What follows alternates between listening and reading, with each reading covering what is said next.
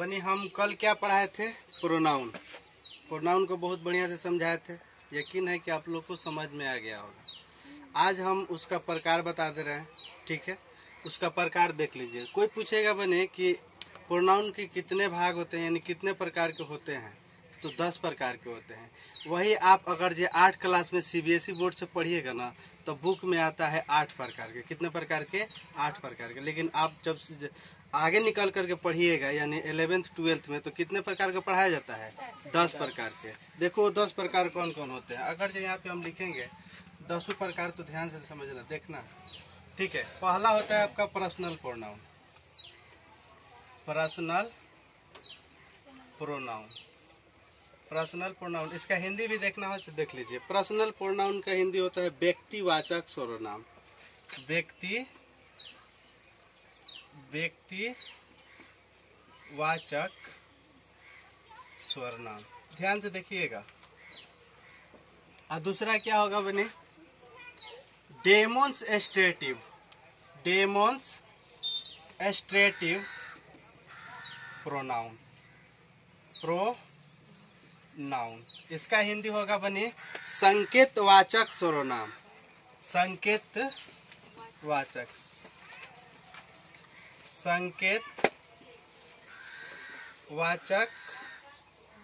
सर्वनाम। अभी कोई नहीं लिखेगा प्लीज। तीसरा देखिए, तीसरा क्या होगा?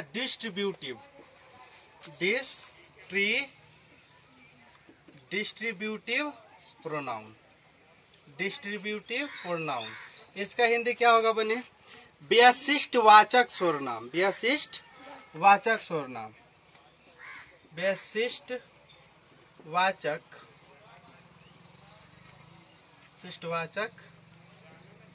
सर्वनाम। चौथा क्या होगा बने? Possessive pronoun. क्या होता है? Possessive pronoun. पोजेसिव प्रोनाउन का हिंदी होता है अधिकारवाचक। समझ रहे हो? अधिकारवाचक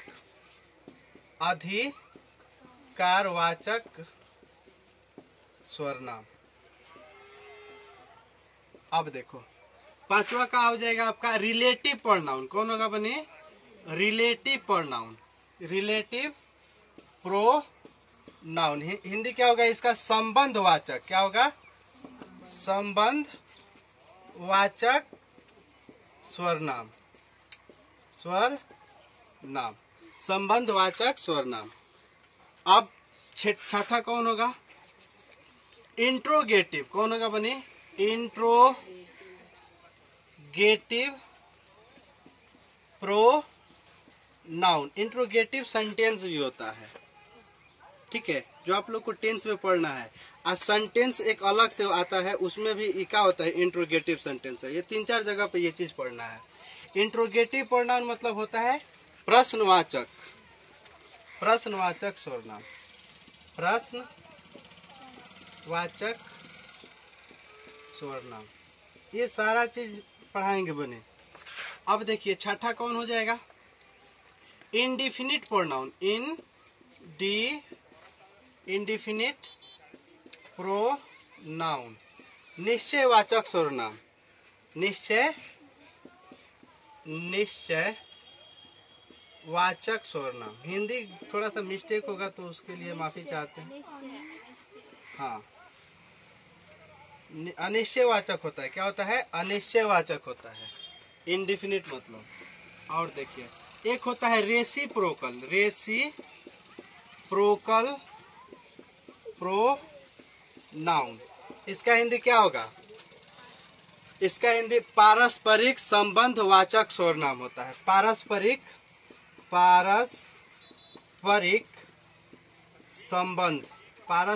संबंध वाचक सर्वनाम जोड़ लीजिएगा आप। आपका 9th क्या हो जाएगा? Reciprocal reflexive pronoun.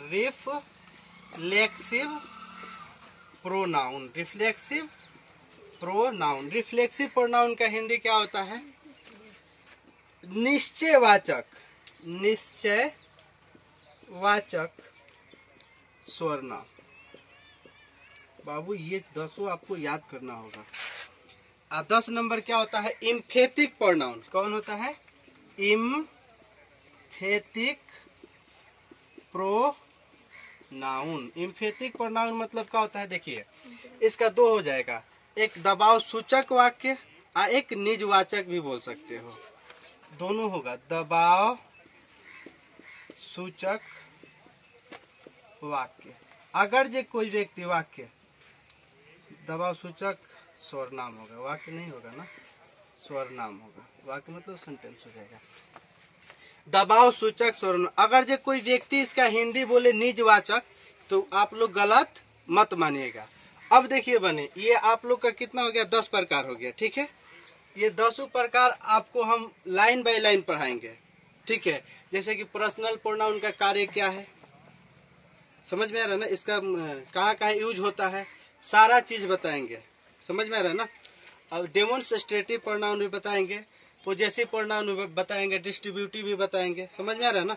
ये सब लाइन बाय लाइन बता रहे हैं। तो आप लोग लिखिए पहला पर्सनल प्रोनाउन। पहला कौन लिखिए? Personal pronoun. देखिए पर्सनल प्रोनाउन, देखिए अगर जो देखेंगे ना इसका डिफिनेशन तो 2 तरीका से आप दे सकते हैं, एकदम आसानी से, इसमें कोई दिक्कत नहीं है। लेकिन देखिए आप लोग को डिफिनेशन तो याद करना ही है, क्योंकि आप लोग 8th क्लास में। अगर जो आप लोग वही कॉम्पिटिटिव लेवल का एग्जाम का तैयारी करिएगा ना तो वो डिफिनेशन बहुत कम मात्रा में लिखवाता है, समझ रहे हो ना। चलिए देखिए, अब बाबू पर्सनल प्रोनाउन किसे कहेंगे? इसका बहुत जगह यूज है, सबसे ज्यादा यूज है तो पर्सनल प्रोनाउन का। हर एक जगह पे बोल चाल लिखने सब जगह इसका यूज है, ठीक है। चलिए देखिए वो पर्सनल प्रोनाउन किसे कहते हैं? I, we, you, he, she, it and they are called personal pronoun, are called personal pronoun। अब ये हम बताएंगे बनी कि आई का, वी का, यू का, ही का, सी का यूज कैसे करेंगे, इसका प्रयोग बताएंगे, ठीक है। इसका कोई टेंशन मत लीजिएगा, आप लोग इसको लिख लीजिए।